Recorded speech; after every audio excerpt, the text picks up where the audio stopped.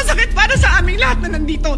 And as I said, 2 pintuan na nagpo-protect sa akin sa putukan. Pero yung media, yung Senate staff, yung hindi naman makauwi dahil sila, siguro po para sa inyong mga wala dito. Pero para sa amin na nandito, napakaraming nangyari. Takot na takot po ako na kailangan ko na magpaalam sa mga anak ko. At yung staff ko, 2 pintuan ang pagitan ko sa putukan.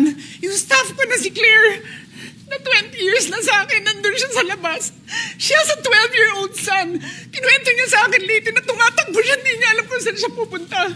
Kaya para sabihin niyo na walang nangyari. Napakasakit para sa aming lahat na nandito. And as I said, 2 pintuan na nagpo-protect sa akin sa putukan.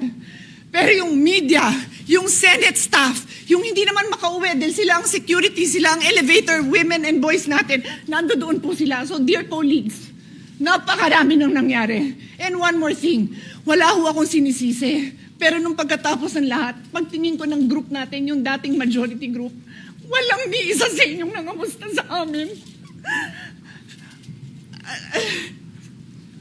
Some of you I've known for 20 years, 10 years, and I didn't even hear any of you say, kamusta na kayo dyan? Napakasakit nun sa akin.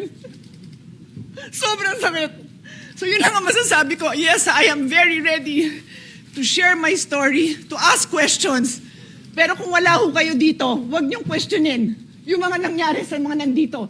Dahil nandito kami, kasama ng staff namin, Senate staff. You have your own story. I respect that.